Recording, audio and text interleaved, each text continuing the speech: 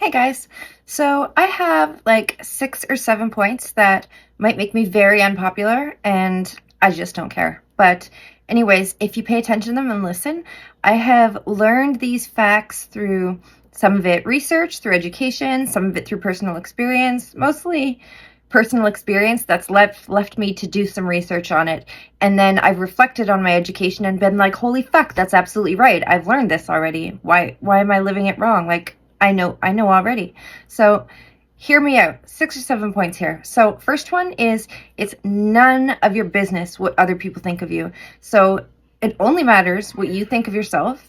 And the only thing that's going to come out of worrying what other people think of you is you becoming inauthentic if you really obsess over it and you really worry about it.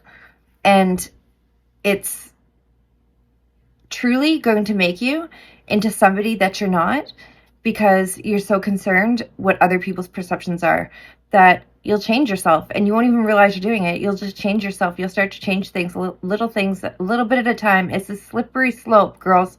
It's a slippery slope. And you'll eventually look back and be like, who the hell am I? Because this isn't who I am. And it's all because you're worried so much about what other people think of you. Or you'll go to bed crying in your pillow at night, or feeling badly about yourself, or feeling sad about yourself, or something you've done which you should have left in the yesterday and not brought into today, because other people have comments about something you've done or something you've said. And it's really it's none of your business what anyone thinks of you, and it's irrelevant. So don't worry about what other people say. Anything you've done, anything you haven't done, anything you're doing, whatever, as long as you're happy with yourself and as long as you can accept your failures, your successes, your mistakes, anything you've done, and you can live with yourself, that's just made you a better, more well-rounded, more educated, more informed, more worldly, experienced human being. So what other people think of that, that's their goddamn problem, not yours. Next is, if you have insecurities, and we all do, we all have things that we're insecure about. If you want to change them, fucking change them. It doesn't matter what other people say. It doesn't matter. If, for instance, so I have notes here and I'm trying to follow them because I write them out very articulately and then I don't speak them articulately. I speak them right off the top of my head. But body positivity is a great thing. But if, for example, you hate your boobs so bad that it's destroying your sex life because you don't want to have sex with your partner whom you love and you like very much, then it's not healthy. If it's making you not want to wear a bathing suit and you're missing out on going to the beach or to the pool because you don't want to be seen in a bathing suit because you hate your boobs so much, girls, get a fucking boob job. And if you're not in a position to do that yet, there's a goal. Put it on your goals list, something to start working towards and saving towards. Because in the meantime, you can work on body positivity and feeling good about yourself and do all the shadow work and inner work you want. But if there's something you hate that's impacting your life every day and how you live it and changing the decisions you make, change it. Whether it be physical, whether it be a behavior, a habit, anything like that, just change it. You can change anything you want. It's your life, your body, your mind. You only get to live once. Change it up if you hate it. The next one is when girls leave hate messages all over your socials, okay? This means they're bored and they have no life, okay? So people who aren't bored, people who have a life, don't stop to jump on board with someone else's hateful comment and get on there and start adding their own and contributing, or they don't start seeing you and feeling insecure or feeling jealous or start criticizing you or anything. They just don't do it because they're happy and they're busy. They have their own lives. They don't have time for that shit. They're worried about their education. They're worried about their career. They're worried about their families or their own social media or their own friends. They're busy. They don't have time for that shit. So if girls are leaving hate comments all over, it means they're bored. And disagreeing with you or your opinions on your social media, that's fine and that's fair. And I always say on my YouTube, disagree with me, leave me comments, but comment on my opinions and my content. Don't comment on me. I actually had somebody leave me a comment after I made a video that I put a lot of thought into about my goddamn pants. My fucking pants. They didn't like how my pants looked on me. So they took the time out of their day. This was actually a guy that did this. Very sad. He took the time out of his day to type up a whole message about how he didn't like my pants and my lipstick. So that's a bored motherfucker. That's what that is. Anyways. And then girls jumped on top of it. Girls were like, yeah, fuck yeah, let's get in line. If a girl has no life enough to engage and like to jump all over somebody else's problems with you on social media, and they want to just get in line to insult you, not your personality, not your opinions on things, not your content, but on you as a person, that means they have no hobbies. And it doesn't matter what other people think of you. Again, it all comes down to this. It's none of your business. Just either ignore them because they're sad or block them because they're sad. Okay? So next, new topic. This is like a buffet of topics today. Not just one. So the next is about guys. As soon as a guy in your life that you're with, and you're in a relationship with, or you're in a situationship with, or whatever you want to call it, starts making comments about you, saying things like, all you're doing is trying to get attention. And this is from my education, people. All you're doing is trying to get attention, or everything you wear is to try and get people to look at you, and this and that. Girls, they are showing themselves. They are a jealous, insecure man. And that is their biggest fear, that other men will find you valuable enough to give you attention, or find you attractive enough to look at you twice. That is a man's biggest fear. And the sad fact about that is it's only going to get worse. It's only going to become to the point where it's abusive, where that's abusive already, because it's making you feel badly about how you're presenting yourself, which is your self-expression, which makes you feel bad about you as a human being and as a person, because you want to express yourself in the way you are. Okay? And I'm not saying they're always wrong or they're always right, but the point is, if it's a habit, it's not like a one-time thing. Like, do you think that dress is too low, or is it appropriate for the event?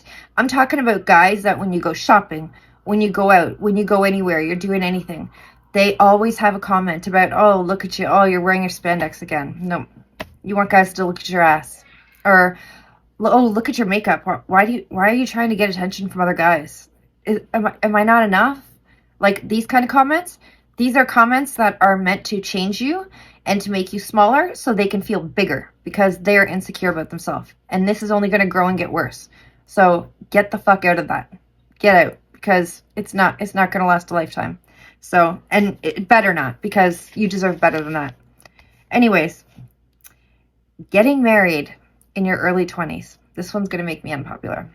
But let me tell you, it is such a mistake, because love is not enough. Love can become toxic. It can become codependent. It can become a poor attachment.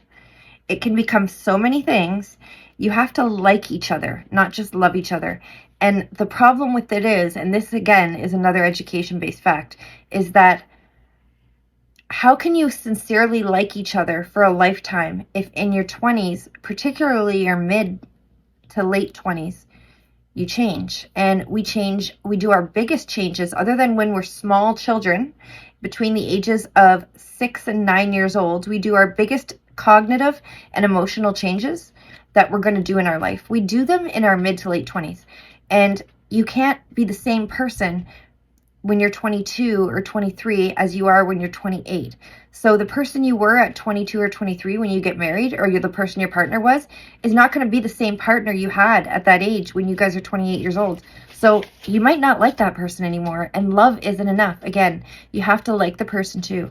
So they're guaranteed to change. So waiting till you're in your 30s, it's not a crime. In fact, the statistics show that marriages that begin with people in their early 30s or even mid 30s, even late 30s, have a longer longevity and last longer, have a much stronger longevity than people who marry in their early 20s and their mid 20s. And that's because people's personalities, their prefrontal cortex, which we've talked about before, has already developed. They're already who they are.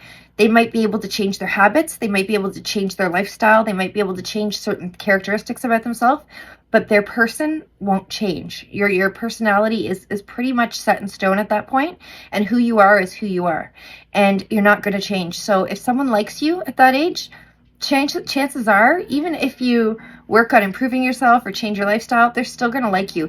Even if you fall into a shithole and become depressed, chances are they're going to stick by you and stay with you, because they don't only love you and it's not only beneficial for them, but they actually like you and they care about you as a human being because they like you, no matter the highs or the lows in your life, because everyone's going to go through highs and everyone's going to go through lows.